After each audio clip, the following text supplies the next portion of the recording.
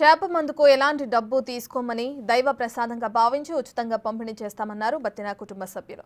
1845లో వాళ్ల ముత్తాత బత్తిని వీరన్న చేప మందు పంపిణీ ప్రారంభించినట్లు తెలిపారు.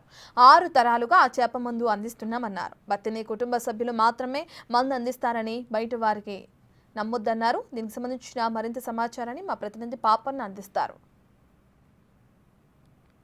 చేప మందు పంపిణీని బత్తిని సోదరులు బత్తిని కుటుంబానికి సంబంధించిన వాళ్ళు తరతరాలుగా వాళ్ళు హైదరాబాద్లోని నాంపల్లి ఎగ్జిబిషన్ గ్రౌండ్లో మృగశిర కార్తిక రోజు ఎవరైతే అస్తమాతోటి దగ్గు దమ్ము వ్యాధులతోటి బాధపడుతున్నారో ఆ బాధితులకు ఆ మందు వేయడం వల్ల నయం జరుగుతుందంటూ కూడా తరతరాలుగా అదొక ఆచారంగా వస్తుంది.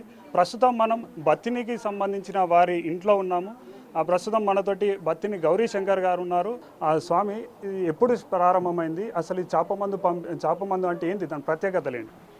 ఇది 1845 సంవత్సరం నాడు, ఆ సంవత్సరంలో మా తాత ముత్తాత అయినటువంటి బత్తిని వీరన్న గౌడ్ గారికి ఈ ప్రసాద రహస్యం అనేది తెలియజేయడం జరిగినది. వీరన్న గౌడ్ దాన ధర్మాలకు పేరు ప్రఖ్యాతి గాంచినవారు.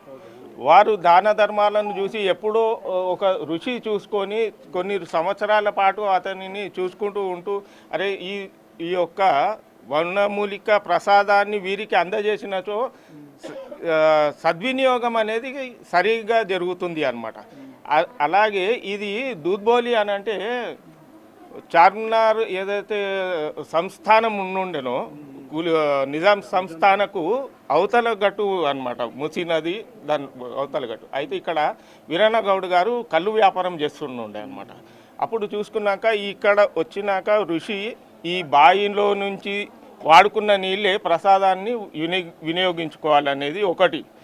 రెండవది, ఈ ప్రసాదాన్ని తయారు చేసేటప్పుడు ఎవరికి కూడా ఆడపిల్లలకే కానీ ఎవరికి కూడా చెప్పవద్దు.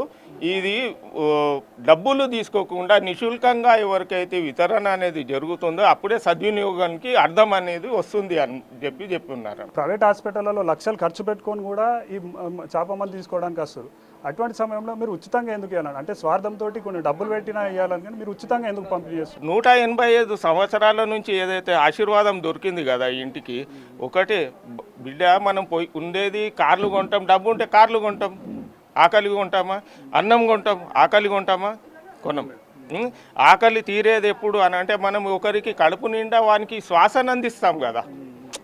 శ్వాస భూమి మీద పుట్టిన వారికి నూకలు చెల్లిపోయినప్పుడే అని అంటారు. నూకలు చెల్లిపోయినప్పుడు కాదు, వాని శ్వాస ఆగినంత వాటికి శ్వాసను మనం అందిస్తున్నాం. కాబట్టి ఇప్పుడు ఆ శ్వాస ఉన్నంత వరకు మనకు పేరు నడిపేది. శ్వాస అయిన తర్వాత మన పేరు వీరన్న గౌడ్ని పేరు నడిపిస్తూనే ఉంది. 185 సంవత్సరాల శంకరయ్య గౌడు, శివరామ్ శంకర్ గౌడు, సోమలింగం గౌడు వాళ్ళ పేర్ల మీదనే నడుస్తుంది. అంతే, పేరు తప్పితే ఇంకేమీ రాదు. అది బత్తిని సోదరులు 6 తరాలుగా కూడా ఈ చేప మందు పంపిణీదని ఉచితంగా ఇస్తున్నాము. దీంట్లో ఎటువంటి లాభాపేక్ష లేదు.